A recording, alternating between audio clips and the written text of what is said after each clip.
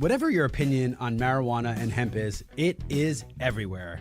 Today, we talked to Joe Salome of the Georgia Hemp Company on how he brought it to Georgia and how his business is thriving. We also talk about what it's like to market in a heavy regulated startup space, what the plans for growth are, and when it'll finally be legal everywhere. All that and more today on the Marketing Madmen podcast. They say marketing is a madman's game. So now we turned it over to the Marketing Madmen with Nick Constantino and Trip Job. Happy Saturday. Welcome to the Marketing Madmen. Trip Job and Nick Constantino here live from the Battery. And we are going to be live. Yeah, we are. We're going to be lit and live. It's going to be a good one. I am thrilled. There's so much going on here. I'm going to let Joe introduce himself, but really what I want to say is this is one of those industries that people don't get to talk about enough. I think it's finally starting to change, but this has been such a part of culture for such a long time. It's been a part of health. It has been shut down for governmental reasons in the war on drugs. We've been the Wild Wild West, and we are opening the highways. And it is a good thing. And I'm not going to get into my political beliefs and why I think that's good, but I'm going to get into the fact that the science that is coming out and what we're starting to learn about CBD and Delta-8 and cannabis and all these things. And, you know, we did an episode on microdosing with hallucinogens and all this stuff. I find it fascinating. So what I'm going to ask is everybody take this with an open mind, understand that this is something important that I believe in and Trip believes in and Joe believes in, and we're going to have this conversation. At the same time, if you're going to judge this conversation, it's time to tune out now. Let's rock and roll. Joe, you introduce yourself, bud. Hi, my name is Joe Salome. I'm the co-founder and managing partner of the Georgia Hemp Company and Sympleaf Wellness. We are a holistic local Georgia company that we just provide great hemp-derived THC and CBD-derived products. Yeah, and that's a great opening. So let's do the quick version of how we got from it's don't touch the stuff, it's a class 1, it's illegal, the world is ending, to all of a sudden now a farm bill passed, hemp is legal, and we're just in the Wild West. Talk about how we got there. You know, I mean, for me, it was on the shoulders of giants. You know, I mean, growing up in the 80s and 90s, I got to watch fun movies that made cannabis not as dangerous as what you were told. Cheech and Chong. I was wondering if that's where you're absolutely. going. Yeah. I mean, there were many nights I would pass out to Cheech and Chong, finding those old movies. When they played the brothers, Corsico brothers. I mean, there's so many great movies these guys did that I was like, wait a minute, it can't be that bad if they're making fun of it. Friday was another classic. Half baked. I mean, Friday I could barely even finish. High. I mean, How High. I mean, these are all great classics. So if we're making cultural classic movies about it, wait a minute, it can't be that bad. Yeah. And so for me, I grew up in the age of the internet. Yeah. And so we could double check, right? My mom bought me a movie. It was like an old marijuana scare movie, we're talking marketing, right? Sure. So it was a marketing piece to scare you away from something that was actually used as cannabis 5 years before this. Propaganda, right? There's no other way to say it. It was pretty much propaganda. But it was really cool and insightful for me as a high schooler at that point to see this and be like, oh shit, what's really going on out there? Not just with this, but maybe other stuff as well. Yep. Other topics as well. But for me, I just kind of focused on this one and went knee deep. By the time I got into college at Kennesaw State University, focusing on my entrepreneurship degree in management and double major in marketing, I was writing business plans. But my business plans had to be changed from weed to widget. Yeah. Right. I couldn't submit it with the weed because it was still a Schedule 1 drug. It wasn't legal anywhere. And the teachers were like, look, we get it. Yeah. This is just a project and it's a process. So weed, widget, whatever. We're going to put widget in here. You can change it to ice cream. We don't care, but not weed. Right. So every business plan I did either involved that or something I was currently doing at the time, like my photography company. I'd make that a project. Right. Yeah. And this is something we talk about a lot on the show. So tactics may change, but principles do not change. Principles of business, doesn't matter which widget in which you're selling. Correct. These principles don't change. So a good business plan, you should be able to swap things. There's going to be a point of specialization and there's going to be a point. But one of the things we harp on all the time is like, look, there's a difference between tactics and little tricks here or there and fundamental business plans. And it seems like your goal was to build that business plan. It wasn't to make it like a little, hey, check this out. We're joking around with this. This is a real viable business. And you can know because anything can be filled in here. I was writing business plans for coffee shops that I wanted to open up in Hickory Flat before that area blew up. Right. So I was wanting to put it in play. I just didn't want to write a business plan for something fake. It didn't make sense to me. I, at least in my ADHD mind, had to have something realistic that I could at least apply to it possibly. So, that was the beginning for me. And then, through my 20s, I continued to possess and maybe distribute in the office to people I knew that used because I wanted to continue using, and I always had a worry, early on that I would never know a dealer when I got older because of how scary it all looked. Yeah, how And I serious they thought- made it look. Made it look, right? I'd have to deal with somebody with guns Yeah. and bags of drugs and stuff, and that wasn't the case. And so I continued being a user, but I would find other users that needed it for medical purposes. And Yeah. I started opening my eyes up, and my mom needed it. And when I say needed it, I entertained it to her and introduced it to her, and she entertained it while she was going through chemo from ovarian cancer. And there's a lot of those stories around there Sure. where it's one of those things that is just the absolute worst case, and they get introduced, and it's a life changer. And It's I a don't life think changer. those stories are brought to the public's eye. Now they are, but I think there was a long time where they This were not, was like which is a damn 05 and shame. 06, right? And so this was still, I still wanted to keep my job at where I was working. I didn't want to talk too much about it, but enough around my circle of people was like, hey, my mom's recovering a lot quicker than most, or the doctors are noticing things in her blood that's different than this is really cool. And then you could dive into the internet and see that there's tons of research out there. Yeah. Dr. Raphael Mechoulam discovered this endocannabinoid system, years ago, and said, hey, there's these receptors in our body that accept anandamide and THC and CBD and all these cannabinoids, and it helps regulate our bodily functions without needing natural medicines, right? This is all natural. Your body naturally produces it. And just like a lot of other things, it stops producing things as well. Right. And so sometimes we have to supplement that to get it back into balance. So just learning these things, getting through my 20s, understanding how it was helping people. And then, 2012, 2013, Colorado's like, hey, we're going to go legal. Yeah. Recreation, not medical like California was. And it was bound to be Colorado first. I don't care what anyone says. If you've ever been out there, It could have been. It could have been Vermont. I mean, yeah, all 600,000 people that live in New Vermont. Mexico, so. New Mexico is right there too. Vegas, Nevada. So anyway, as we got I had a childhood friend that we grew up together. Actually, the first guy I ever got high with as well. But we were watching this and we were saying, hey, why don't we start something here on the foothills of that? How do we leverage something here and keep doing it? And so what we did is we put out a press release. We started a company, built a brand, put a website up with a logo and everything, and it was called Halcyon Organics. And then what we did is we put a press release out to the nation and said we're giving away medical marijuana to Georgia patients despite state laws. About a day, we cleaned out our house, threw everything away, hit everything we needed to, and about 2 days later, some folks from the Capitol called us. Some of the politicians, the representatives called us. And so they were like, hey, can you come down and maybe help us write this bill or at least understand and navigate this? And we were like, absolutely. Should we bring some medicine oil with us? And they're like, no, please don't. Don't bring anything with you. Just We get to the restaurant afterward, just not into the we want to Capitol. meet with you. And so then we started getting introduced to all these different patients that we knew it was helping already, but, epileptic patients. Yeah. Crohn's, cancer, mitochondrial disease, all these different things. And that's not even to mention anxiety and depression and all the other things, if you will, the soft sciences that are not as These were diagnosed. more of diseases or things that could kill you or put you in bad situations, right? And so you don't want any of these type of diseases. And so we started meeting all these individuals, and I was like, yeah, we can help them. Why don't we start helping them? Let's start doing it. And so that was what we wanted to do with this company. We didn't really think it would get as far as it did. Started helping at the Capitol, kept going down there. We started bringing patients down there. We launched the company because of how public we were being. My background's in marketing. I was working at Moe's Southwest Grill at the time as a field marketing manager, and my job was to get the message out there in lots of different forms and fashions, whether that was a local event, a flyer, a radio. Your job is to make it go viral. It was to make it go viral. And you went viral. And that's exactly what we did. My partner's really good at writing. I took all his blogs. I created really good content, and we blasted it out there, and we were getting noticed nationwide. And so we started selling products in the CBD world. We were paying about $10,000 a kilo for CBD at the time, where now you can get it for about $500. Wow. But, that was a barrier to entry where nobody else was playing. There wasn't a whole lot of American-made CBD except out of really Kentucky at the time. A lot of stuff was coming from China. So, It was regulation. So I was going through buying some businesses, and I almost bought a nursery.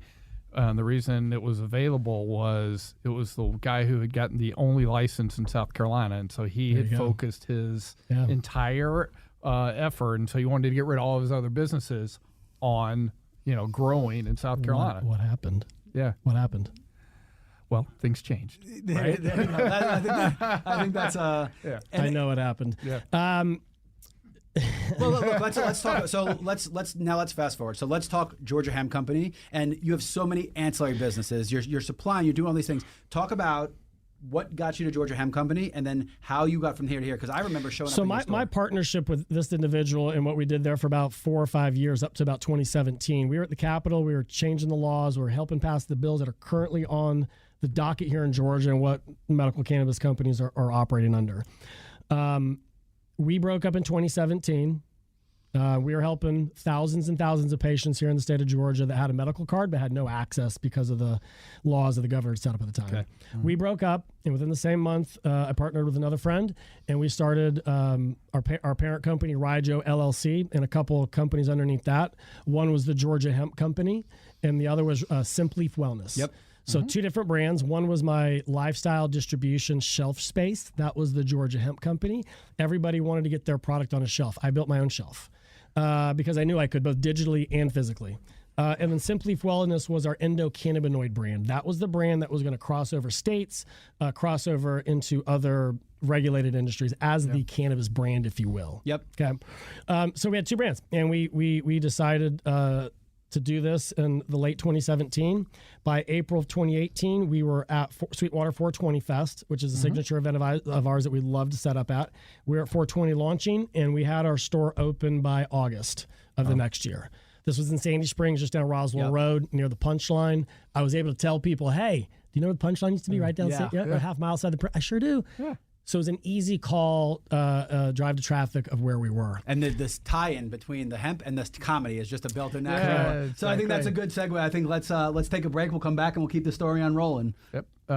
So we've been listening to the Georgia Hemp Company, and this is the Marketing Madmen on Extra 106.3. This morning in the Atlanta airport, no one's missing a meal on Mac Wilburn's watch. With 11 restaurants to serve passengers, he's got dining for every destination. And it all started when Mac talked with First Horizon Bank about opening a franchise in the airport. Now it's open for business and cleared for takeoff.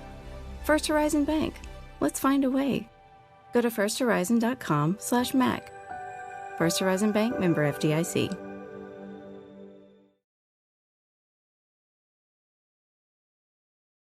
Now back to the Marketing Madmen on Extra 106.3 FM.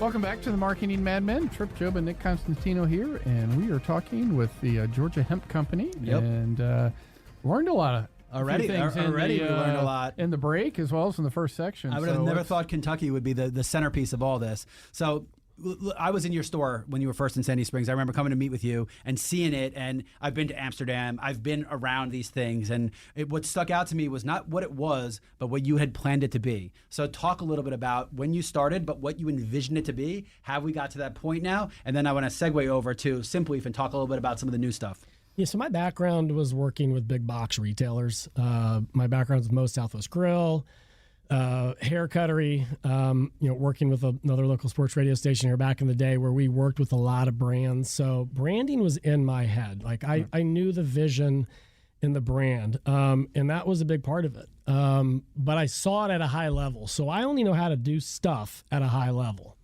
I know how to do a park event, but I also know how to do Sweetwater, and now I know how to do the Braves. So I've always done stuff at a high level. So I never thought small as a small business. And every time I opened a new store, you get the accolades, but I never thought of it as like the finish line, like most people do. Yeah. So for me, it was just the goalpost kept moving, and that was an intentional thing. How close are we now to where you thought where this vision is? I mean, I was in the store recently. Would I like to have 10 stores? Yes. Would I like to remodel the stores a little bit? Of course I would, but that's my background. I like constant improvement. I like constant brand upgrades. Tinkering, making them. But, when you start getting this big, though, and you have these models set, you can't keep doing that, right? Right. So it's a bigger tinker, one at a time, or does it work? Oh, shoot, that didn't work. We can't scale this. Right. This we can. Right. Or we grew too big. Or maybe we have too much room in here. Or maybe what was a blockade is not a blockade. And there are other new blockades that came in, like the sound of Sandy Springs and not letting you put up a sign on for whatever reason. On brick. Yeah. I don't know why. They're giving us just constant.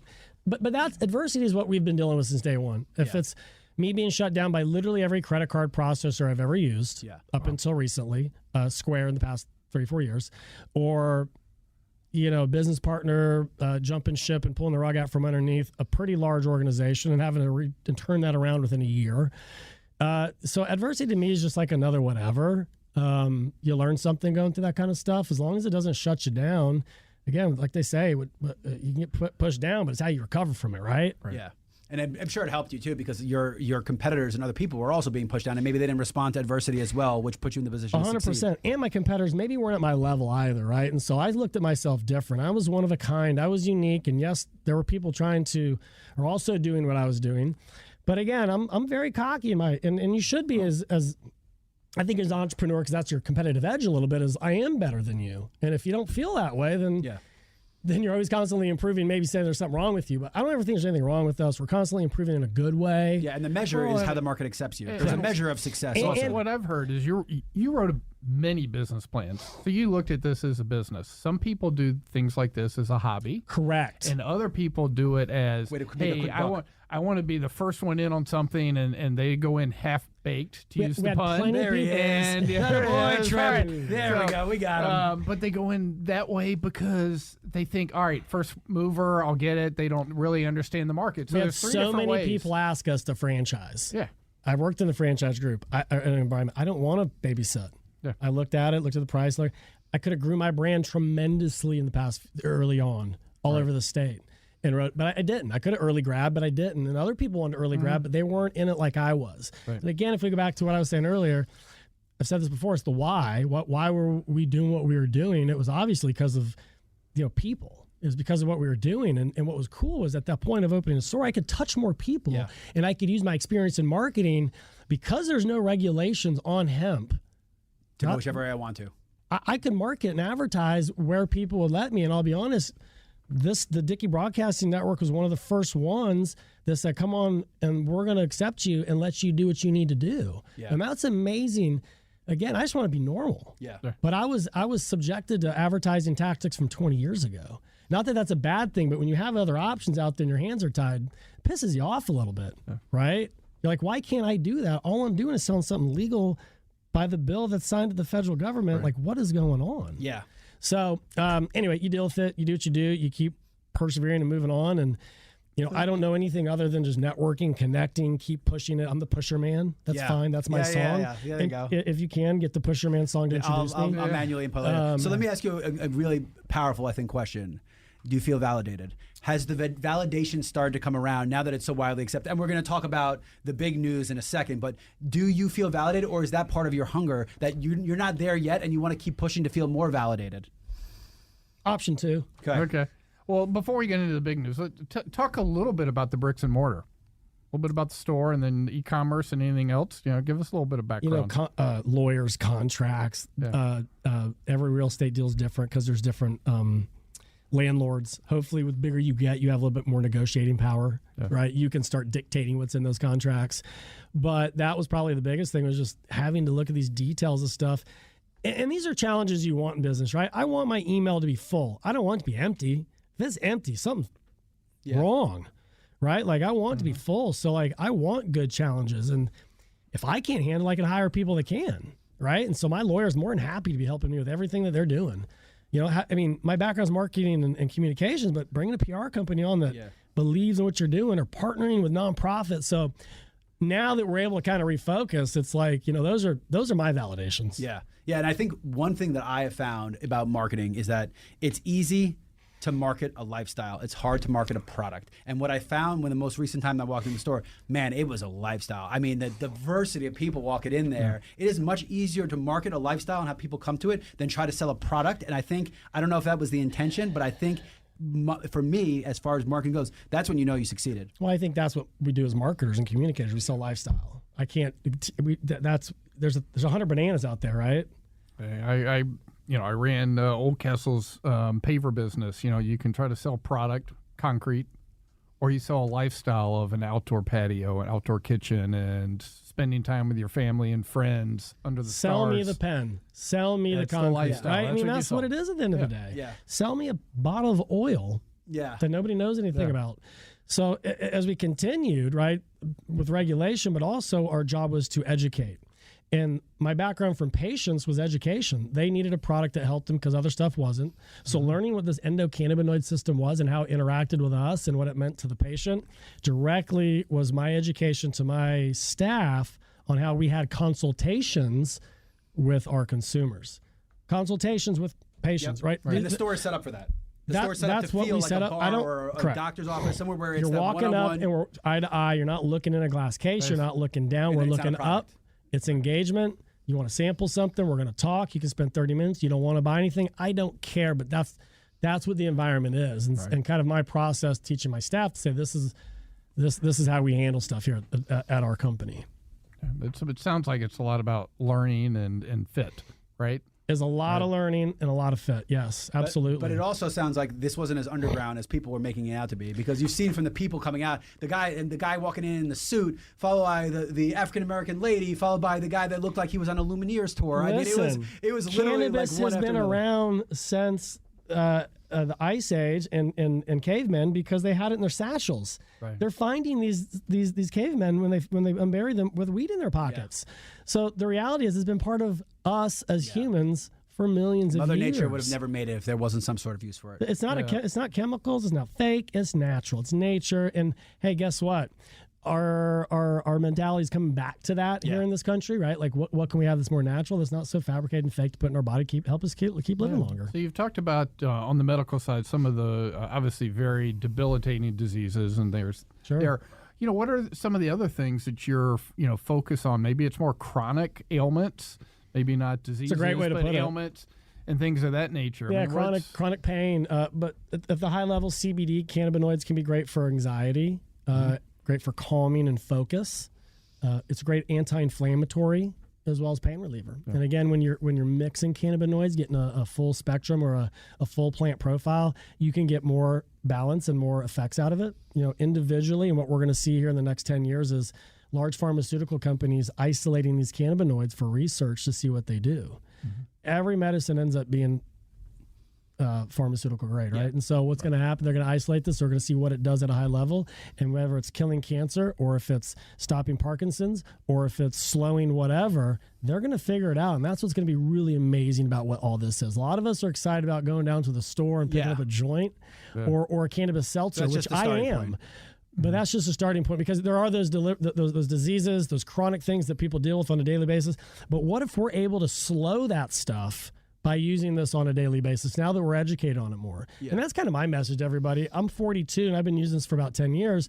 What have I done to my brain from an anti-inflammatory standpoint to keep those things off that may happen later in life? Yeah, and the timing's right, because we're just starting to figure out the impacts of inflammation. I mean, you're talking Alzheimer's, all these diseases that we would have never thought is all tied to all inflammation. As I mentioned, my background, another sports station here locally, I've got a few connections to ex-NFL players, Ryan Stewart being a big one, and him as an advocate, as an ex-NFL player, understanding the neuroprotectant brain properties that cannabis has and being able to spread that love and that message to his other ex-players is huge.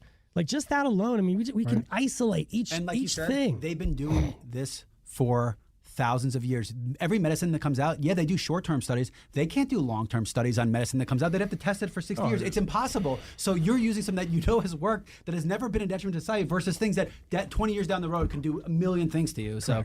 Yeah. When you guys get to my age, at 57, I was on vacation this week, so I played golf 3 days in a row. So I am still walking today. I'm looking good. I'm actually looking good. But listen, we got some CBD for you. We got some muscle balm CBD for you. We'll get you hooked up. Yeah, I love that. That's my favorite part: the bath bombs and the ball and the oils. And it's very lifestyle driven, which is awesome. And the pet treats stuff. for the dog, for the pets. Absolutely. Now, so one of the things that you did unique is you also were filling your own space. You were white labeling. You were having your own product lines. So let's go into Sympleaf. Let's delineate, but let's also talk about how big this is for the company in the future. Yeah, so Georgia Hemp, that brand was more of a lifestyle distribution, more of the smokables, more of the edibles, more of the dog products, things you wouldn't typically find, I guess, in fun stuff, but something you wouldn't find in your wellness cabinet, perhaps, right? When you have a pain like you're talking about right now, right? So Sympleaf Wellness was our endocannabinoid fortification brand. And what that means is this is our endocannabinoid system, right?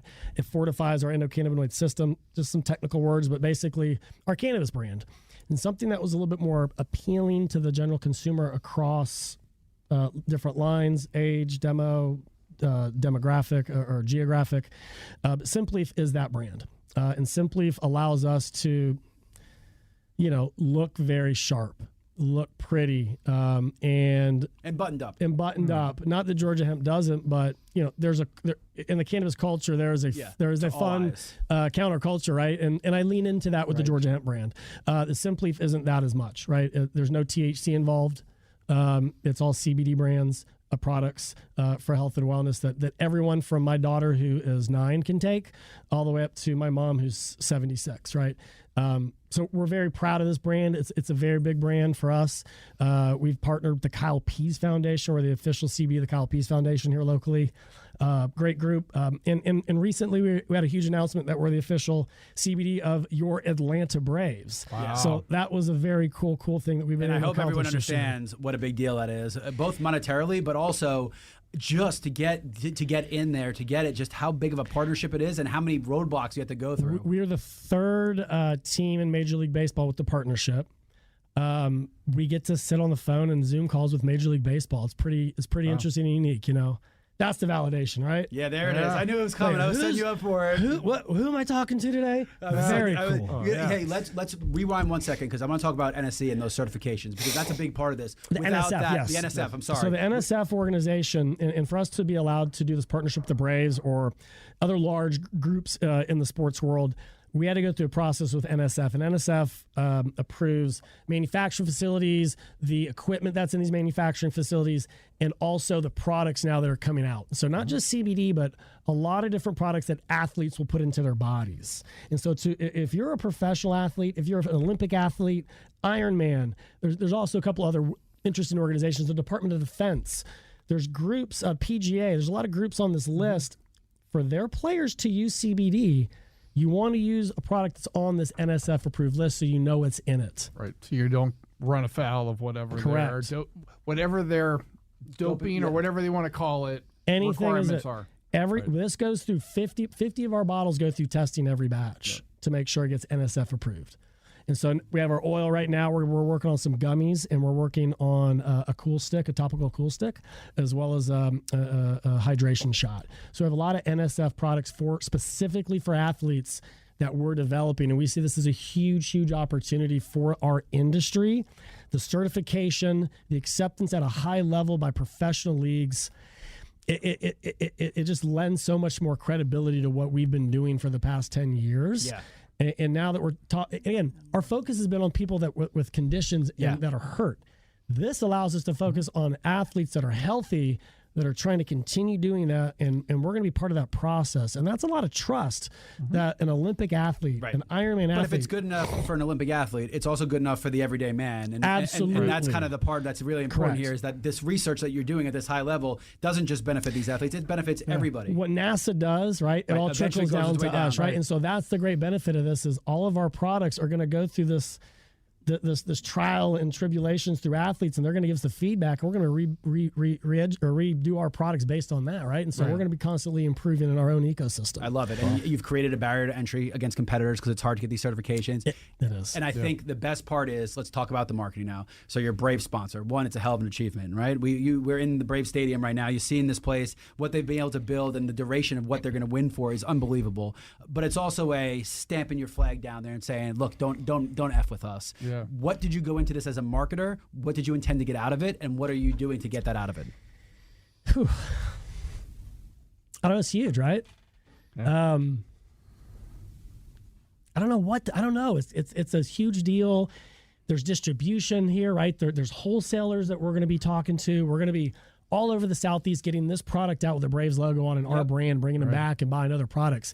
You know, I hate to say this is a $99 mattress at the end of the day, right? People are going to be coming to us because of this.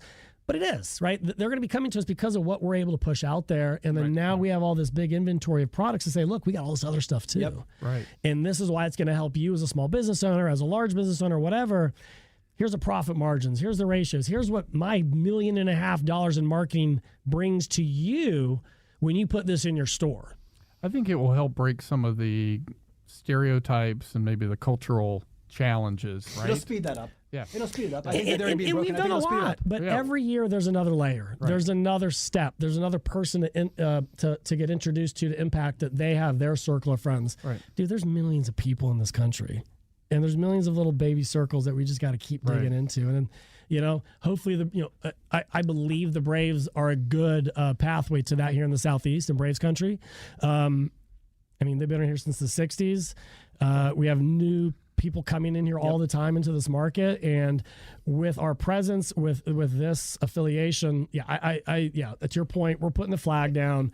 I did this first for time. So my career, I did a lot of different official sponsorships, and those were never a 1-year event. You're looking at, and you're looking at the Braves. Obviously, they've got a wonderful, kind of runway for the years to come, in which you're looking at that runway. Absolutely. And how do you build those circles, as you say? So it's this is a longer term commitment and something that we signed it here at the end of the year, right? Yep. We're gonna leverage this playoff, but it's a 3-year with a couple year option, right? And so we're still a new company, right? And to say, okay, how do I plan out the next 3 years? It's very hard. But you're acknowledging that. But it's great you have the option. I plan out the year because anything can happen with regulation, right? Anything that can rug happen. can be pulled out at any point, and I think that's important. Thing to do anyway. So look, we know in a traditional setting what business looks like 3 years out, right? Distribution, this, that, how you entertain, bop. But I'm already looking at next year. Working with our nonprofit, Kyle Pease. I said, how do we help you with the Braves? Kyle said, I want to be the first wheelchair athlete to race against the freeze. And I was like, that's amazing. Let's do it. Cool. I texted my guys over the Braves. And that's something we're going to work on for next year. Yep. So it's how do we keep leveraging the affiliation sponsorship to not just take the billboard, not just take the signage, because I think, just side note, you buy sponsorship, what do you have to do? You have to activate it. Yes. Right? So that was also the thought, is people can sign checks and walk away and say, that's my logo, that's my... But it's how you leverage... Such a failure when you do that. Correct. Yeah, and people do, and it's expensive. You subtly threw in that dollar amount there. It ain't no small chunk of change. Well, man. that's total. That's total. Right, that's not for the market. What I was already spending in addition. It ain't no small chunk of change. I think the activation is important. And let's talk about, let's have a fun conversation here. So, Joe, when we were talking about doing some marketing, one of the things he brought to our attention, and sometimes as marketers, my job is not to invent it. My job is to take your idea and roll with it. And one of the things we're going to do is we're going to do NIL deals for everyday people. Because, the NIL, the marketplace is all over the place. You have all these athletes. Man, how do you take it down to the everyday guy? Well, Chip, you just played 3 sets of 8. You were living like a champion this weekend. Absolutely, so an NIL deal, we're rewarding you for doing it, and it's a goofy way. But what you're trying to do is show, hey, we're going after this person, but that doesn't mean this can't benefit you. Right. And NIL maybe not be a baseball thing, but as we're in college football, those are the ideas, those are the marketing plays that you really have to put your effort and time every into. Day. We're all living like champions, whether you're playing golf or playing pickleball, chasing your kids around in the morning, you're taking your kids out to the ballpark for. I did cheerleading and softball on Sunday. Yeah. Come on. Yeah. Give me a trophy. Yeah. So, look, we're all living like champions. We're doing our best. And what we can do is help provide you with the best CBD on the market, right? And hopefully support you in the best way we can. And it's a reward at the same time. It's also makes you better for moving forward. And it's really giving that. I love it. I think it's fantastic. Yeah. What, do you have anything else you can share at this point? Some ideas? I know you're just getting going with the Braves, but other things that you're thinking about? You want me to just throw some stuff off the wall I've been thinking? Nobody knows. I'm a big street stretcher. I'm always stretching in line, wherever we're at, right? Strider's a big stretcher, right? Spencer Strider's a big stretcher. His thighs are like damn horse thighs, right? He's a big stretcher. So I want to do like a street stretching with Strider, like around town. We're out just doing like cool stuff, like whether it's a concert or grabbing a burger or doing whatever around Atlanta. Yeah. We're just street stretching. Street stretching, Yeah, I love it. I love a good stretch, man. It's an underutilized part of anything you do in a day is stretching. And the older you get, the more, oh my goodness gracious, good stretches. Stretching's great. I have to before I get out of bed. And that exactly. That's just something I've started doing as I've gotten older. It's just more stretching, less lifting, right? Yeah. And so, and it's just something that's part of my life. And so I kind of want to incorporate that into to what I do in business. Yeah, wow. That's awesome. Well, it's I think we've got about a minute and a half before the break. What's maybe another unknown benefit? What's something that someone might not be thinking about? Cannabis is opposite. It's a vasodilator, right? So it opens up blood flow. So for sickle cell patients, but also maybe erectile dysfunction, blood flow needed, right? That's what I was thinking. Thank you, sir. We are where we are. I want to dive too deep into this problem. But it's also vasodilator when it comes to cancer in vasorestriction and restricting any flow to that cancer cell. So what it does in vasodilation for blood vessels, it can restrict in the cancer situation of trying to kill that cancer cell. Yeah, it's great. Yeah, that's important stuff, man. I think, like you said, my understanding, if this gets unclassified as a Category 1 drug, it opens up the real research to happen. We're still being withheld right now. Yeah, so what's about to happen is what they're going to do is look at it, making it Schedule 3. It doesn't help people like us. It helps the researchers. So it does kind of open it up for that argument, right? But you're 10 years away from that impact being seen. But at the same point, so give you're it to making me now. Yeah, yeah, that's the problem with, because you're not. Again, how I understand it, you're allowed to do research. It's not allowed to be peer reviewed. It's not allowed to be submitted to certain journals. So I'm not saying you can't trust it. It's a Schedule 1 non-medicinal benefit product. So you can't do the real peer-reviewed studies and the real formal stuff. It's not in the Lancet and all those things. Which again, but that's just in here in America. Look at Israel. Yeah, they've been doing it for over 50 years. Yeah. It's amazing the research they have. Wow. I got to do that. We'll dive into that a little bit when we come back from the break. And you're listening to the Marketing Madmen on Extra 106.3.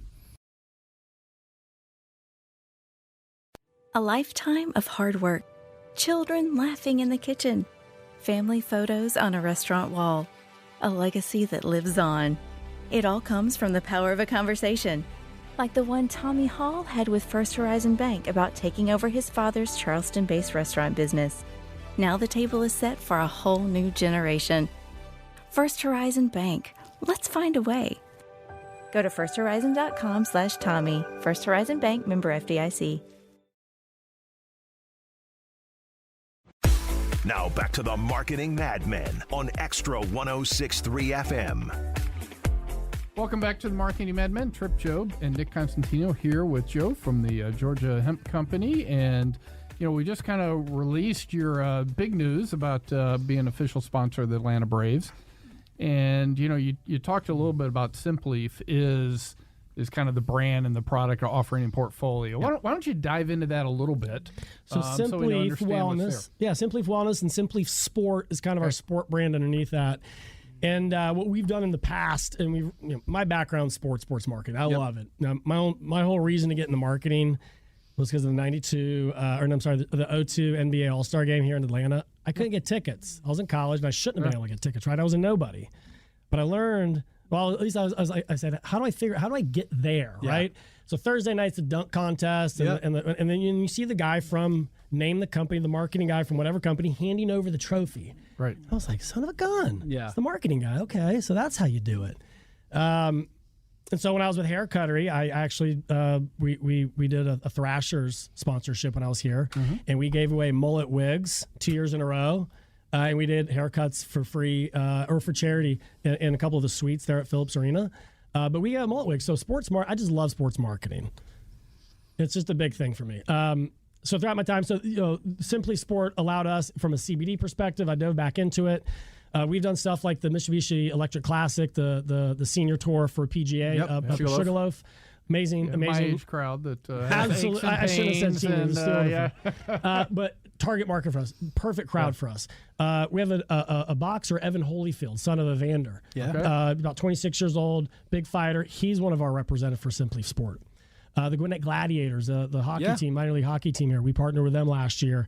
We were able to get those players, their training staff, all of our products. They became big supporters of our Duluth store. So are you trying to, there's a couple of different ways when you have influencers. One, you can get people that, people look up to and aspire, either Taylor Swifts of the world, and everyone wants to be just like them, or people they can relate to. Can I give you that answer? Because I know it. You get people who really like the product and who use the product. The rest of it doesn't matter. It's people who engage and really engage with the product. And that's what I'm attracted to. And that's why I think Kyle Pease Foundation's another athletic group that's running and pushing athletes. They're huge for us as well. When I see these athletes and these groups and these organizations using our products for beneficial reasons, and you get that feedback, that's huge. I mean, one, yes, I want to talk to them, and to your point, use them as influencers to some degree, like you can connect one, hey, I do that on the weekends. Maybe I should be using that. I got a thing. I've read. I've seen the information. Maybe it's being destigmatized there. And it's going to be. My mom mentioned it. So my buddy Jimmy said he had a gummy. Testimonials to me are a lot better than paid advertising. Correct. So.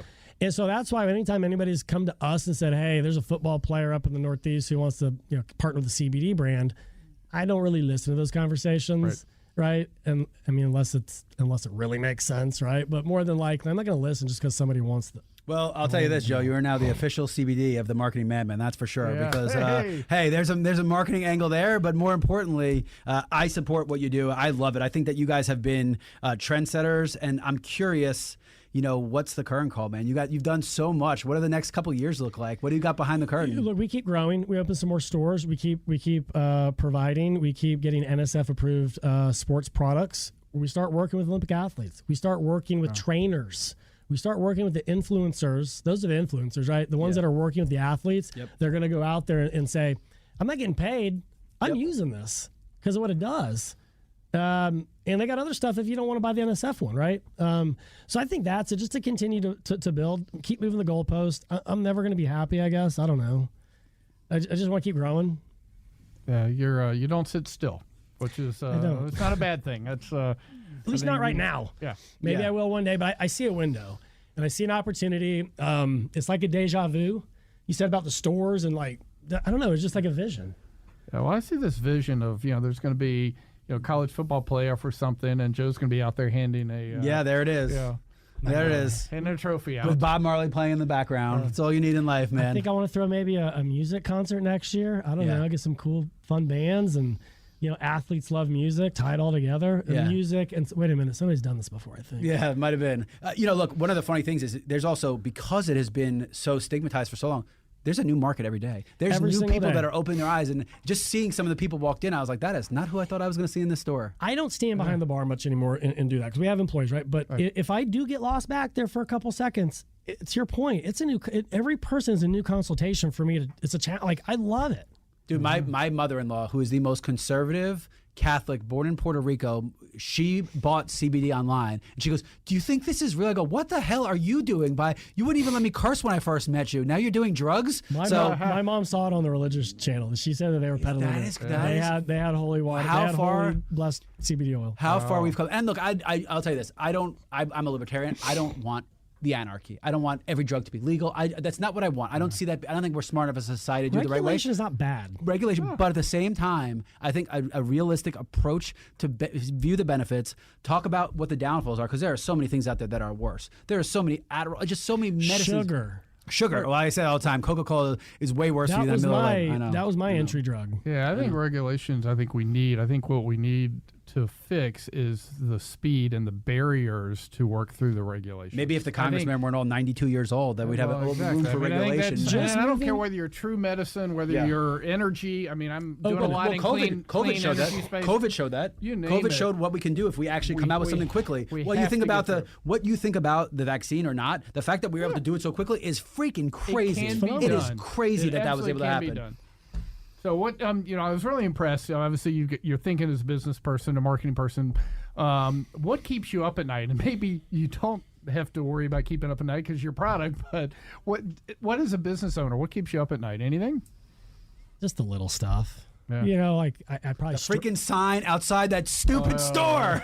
Just little things like that. Like, why isn't this moving, or why isn't this project getting off the ground, or I got to answer just an email and have just a few things I'm supposed to say in that email, right? Like, it's super easy. It's like the easy things. Like, oh, crap, I got to get back to Casey about something. Or I got to get back to Chad about something. Or I got to get back to just the little things. So, I mean, I'm not worried about the regulations anymore. I'm not worried about the law. I'm not worried about the cops. I'm not worried about, anything like that. We just got a new bank, actually, First Citizens Bank, the first hemp-friendly bank in the country. Big shout out to them. If you're if you need financing or bank for a small business or hemp, go look at them. We just signed on with them. We've got lines of credit. Wow. I'm self-funded this entire time. I've never once taken anyone's money. Right. Not once. But sometimes you need a line of credit.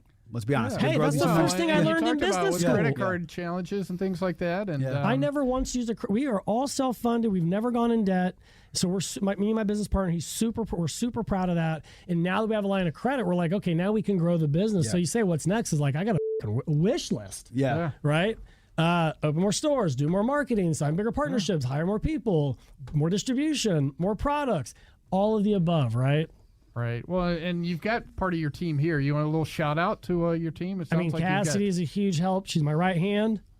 Couldn't have done it without her. She's also the ones that hand me all my Delta 9s whenever we're playing golf. So she's $1.50 for me too, because it helps. I do use her as my new pusher man. If I'm like, hey, can you go deliver this? So she's like my new delivery guy. One pant leg up. You have to roll up one pant leg when you do it. It's got to be the left leg too. Don't go with the right. I got to start with that too. We got about 30 seconds. Any last words or any Cheech and Chong quotes you want to leave us with? Or oh man, I can't remember. You know no, I mean, look, Georgia Hemp Company, Sympleaf Sport, the new official partner of your Atlanta Braves, partnering with them in their CBD needs. Come check us out. Georgia Hemp Company got 4 locations. Thank you for having me. Congrats, Appreciate brother. it. Congrats. Congratulations. Great story, and look forward to learning more. And, go check them out. So thanks so much, Joe. You've been listening to the Marketing Madmen on Extra 106.3, and we'll be back next week. This morning in North Carolina, wheels are spinning. Determination is winning. A passion is now a thriving business, and it shows no signs of slowing down. How? The power of a conversation, like the one Clint Spiegel had with First Horizon Bank about starting a bike wheel manufacturing facility in Asheville. Now it's not just talk, it's rubber meets road. First Horizon Bank. Let's find a way. Go to firsthorizon.com/Clint. First Horizon Bank, member FDIC.